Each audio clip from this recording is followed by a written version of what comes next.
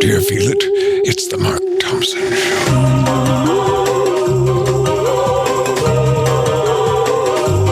Who's Mark Thompson? Hey, which one of you is Mark Thompson?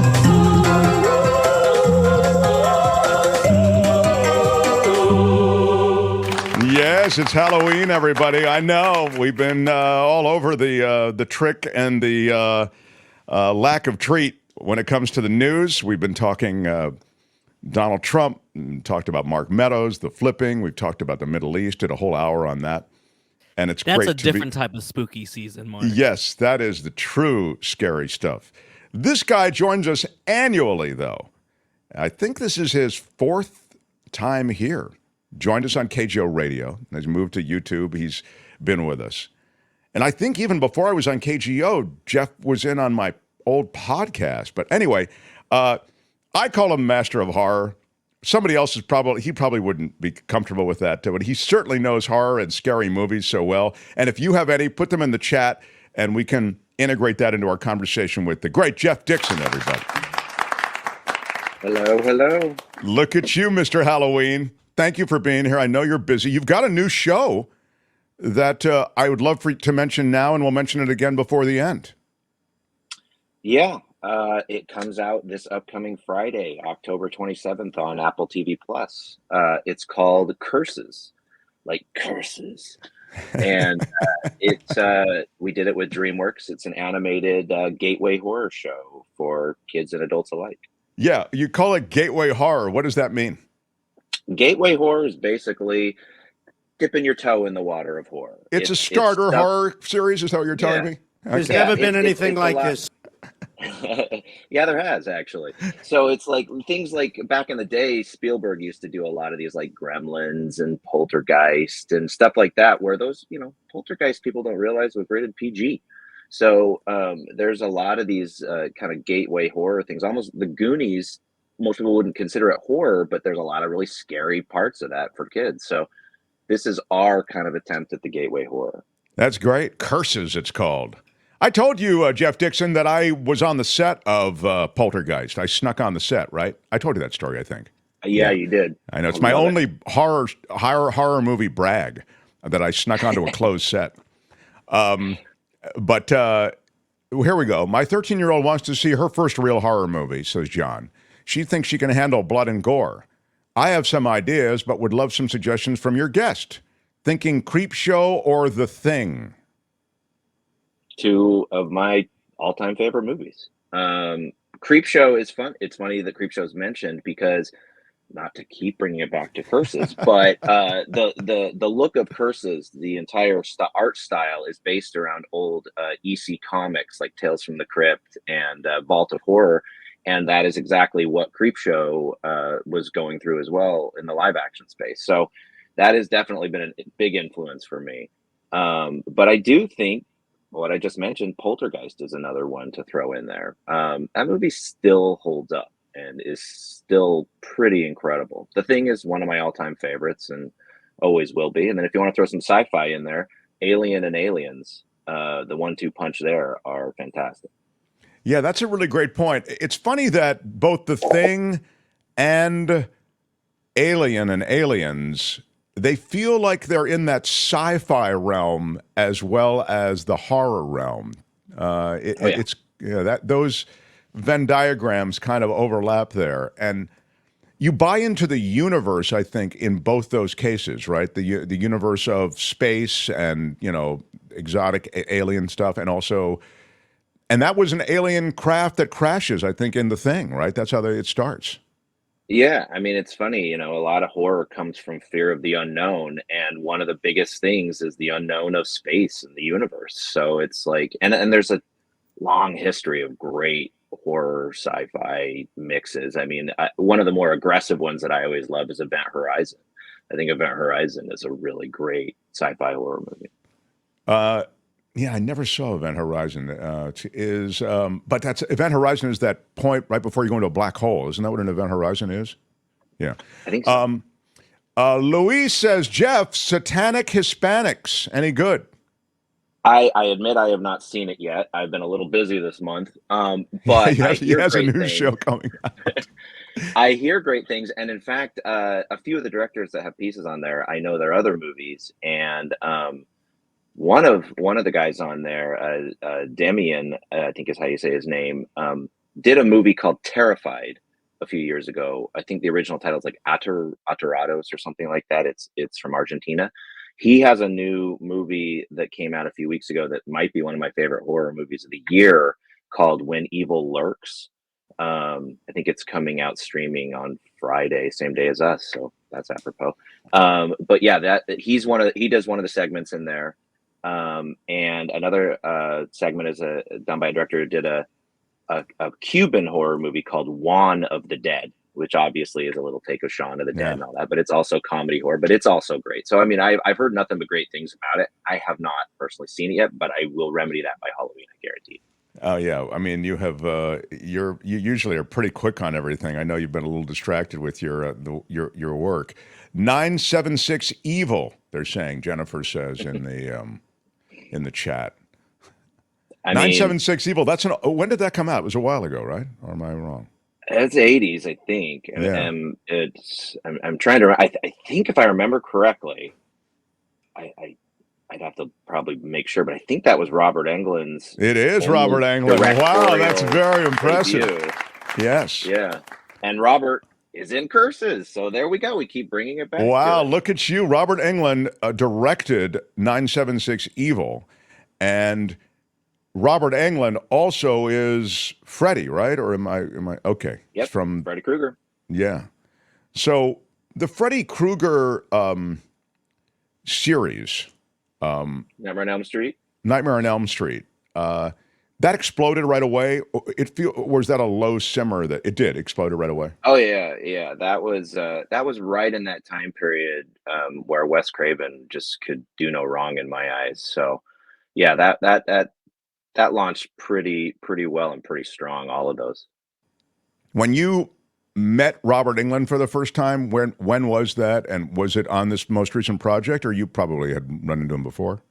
I but just as a fan. This was the first time that I'd ever worked with him, and I got to tell you, they always say never meet your heroes, but I would say meet your heroes if they're Robert Englund because he was awesome.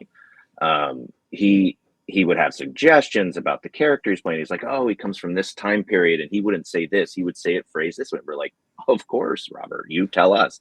And he was awesome. He was like great to work with. He would chat with us about horror movies when we were done recording because he's a big horror guy himself.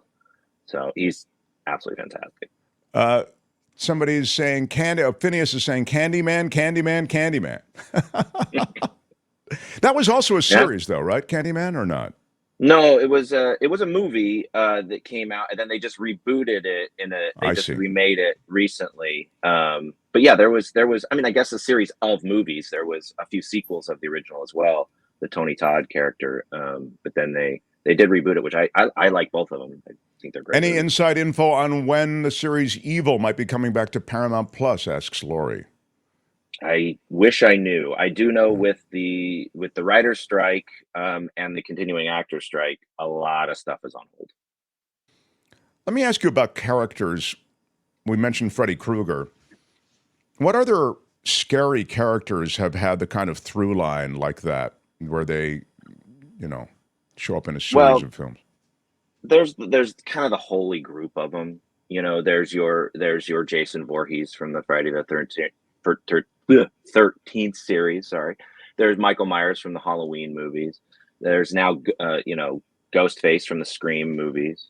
And I mean, there's Leatherface from the Chainsaw movies. I mean, there's a series of kind of those holy characters, but recently a few relatively newer ones are coming out, like John Kramer from the Saw series or Art the Clown from Terrifier and Terrifier 2 and the soon to be Terrifier 3 has become a new kind of genre icon. So there's always kind of new ones popping up. And the most recent crop of films from Jordan Peele, they I never knew as I watched Key and Peele that this guy was this brilliant filmmaker who had this terrific, almost psychological horror associated with so many of his that had that inside him. I mean, you see in horror different kinds, right, Jeff Dixon? You see that psychological horror that I've just talked about, or that I just referred to, and then you see the boo scare horror. You see gore. I mean, it seems as though there's been an evolution across a number of different genres within the genre. Yeah, I mean, that's the thing is the conversation of what is horror is always one that people are having. But it's like, in my opinion, whatever horror is whatever scares you. So some people might go, "Oh, that's not horror." It's like, did it scare you? Yeah, then it's probably got some horror touches to it. So I mean, it doesn't have to be firmly labeled. Horror can cross everything. And what's funny about Key and Peele, I don't know if you have rewatched that series lately, because I think that series is absolute genius. I've watched it through a couple times. Knowing that he's a horror fanatic, you watch those with a different eye because you realize there's at least a skit every 1 or 2 episodes that is horror based. He has his horror is running through so many of those skits, and now that you look back at them totally differently. Oh, that's really interesting. That's really, really interesting. What are the other are the new franchises or directors or ideas around this scary movie that you've really sparked to in the last few years? Well, like I said, the one that kind of blew me away was that movie called When Evil Lurks. I just that movie just, I loved it. I also really liked from this year, one of my all-time favorite kind of series are the Evil Dead movies. I grew up kind of worshiping Sam Raimi, and they've kind of they did a remake a few years back, but just this year they did Evil Dead Rise, which was another kind of continuation of the Evil Dead movie, and I thought it was absolutely fantastic. I heard they're doing another one, so I hope that's true. But that's another series that I think has caught momentum, and that came out earlier this year. I really love that movie. Another one that's actually a lot of fun, because I'm a sucker for horror anthologies, are the VHS movies. Those are on the streaming service Shudder. They're horror anthologies that just, they have a lot of either upcoming horror directors or established horror directors, and they have 15-20 minute little short segments that make the movie. And I love horror anthologies, and the most recent one is fantastic. I love it. Oh, really? And what is it called? It's called VHS. I mean, there's But you're saying within VHS there are all of these different ones. Yeah. So VHS, like VHS, video, Right. home, whatever. But it's so the most of the shorts are set in the 80s time period, so they look like they've been filmed on the old VHS. I see. So it's a lot of found footage type stuff. But that's cool. They're a fun series. Did Blair Witch? I was just trying to think of different kinds of. Were we talking about genre within the genre, or things that kind of shook it up, or decisions that were made, or directorial choices? It feels like Blair Witch was that. Before Blair Witch, had there been kind of that? It seemed like that was almost the first in that kind of presentation of scary. Yeah, I mean, there's a few kind of examples of some other types like that, but nothing really caught fire like Blair Witch. I mean, funny story about Blair Witch. I actually I grew up in Utah, and I used to go to the Sundance Film Festival all the time, and they have their movies in categories: premieres, documentaries, and midnight. And they had a midnight section, which has both premieres and documentaries. Midnight is normally where there's a lot of genre movies. Well, I was just reading a paragraph about this thing called the Blair Witch Project. No one knew about it. It was like, oh, they found these videotapes. These people were like, oh, that sounds interesting. We had no idea. We all went to this thinking we were watching this. And for most of that movie, all of us were like, we're watching a snuff film. We're watching these people die. Like, we had no idea. There was no fanfare. No one knew about it. It was one of the first screenings, and everyone lost their mind. And it wasn't until the actors came out on stage for the Q&A that everybody was like, you're kidding me. So wow. I don't think that could happen anymore because it's been established. But Sure. To be able to be there right at the forefront of this, fake found footage horror movie. Yeah, you were like there at incredible. as it was, and that was an interesting choice that they made to not to leave it cloaked in questions. And Was that a studio movie or not, Jeff? Not No. at all. It was made for nothing. I mean, I'd have to look up. I think the filmmakers were from like Florida or I University see. of Florida or something like that. But Yeah. it was done for like nothing, and it just blew up. I mean, that one definitely. And then around that same time, a few years later, was Paranormal Activity, which kind Mhm. of had that same idea of the kind of found footage. That was even made for less money. I think it was made for like $10,000 or something, and that spawned 5 movies or so. So Just wild. Um, so, I'm just looking through the chat in our last second or two. What happened to Clive Barker? Louis asks. Thought he did some creative things with Hellraiser, Candyman, Nightbreed, etc. Then disappeared. he's still out there and still writing. I do know that he's had a lot of health issues Uh, in the last like decade. So that was a little prohibitive. But he did attend a screening last year at the Beyond Fest festival out here in Los Angeles for when they did the Hellraiser reboot. And he came for a Q&A there, which was good to see. But yeah, he's great. I love Clive Barker. I mean, I've never met him, but I love his work. yeah, what he's done for the genre. It's funny these anthologies. In fact, they say it. Deirdre says, "I grew up with fantastic features on Friday nights." These as you sort of suggest, entry level scary movies. It is weird how we kind of slowly work our way in, right, Jeff? And then Oh yeah. you I mean, did everybody you jump has in their that own way or entry not? level. How did you get hooked on it? Well, it's funny. I talk about this with our show right now, and the reason it's a little personal for me is when I was a kid, I was a super scaredy cat, and I was afraid of everything. And I saw these horror movies as a way to like challenge myself, and I'm like, okay, I can do this. I can do this. I'd watch something, credits roll, and I'd be like, okay, good, okay, and then I'd watch something else, maybe a little bit of okay, and so as I started watching more and more, and I was 9, 10. And I started watching these. I started like getting all this confidence. I'm like, hey, I can do this. I can overcome some of this. And so as a kid, I saw these as a way to like overcome fears in real life. And so that's why with this new show, it's like if I can kind of give a little bit of that to some younger kids, where fear in a make believe entry space can actually translate into overcoming some fears in your real life. That would be huge. You're paying it forward, aren't you, Jeff? In your own I'm horror trying to do. show way. What is it, Kim? Go ahead. It's interesting that you just mentioned being a scaredy cat because I'm a total scaredy cat. I wondered, which means I don't gravitate towards scary movies at all. I push them as far away from me as I can get.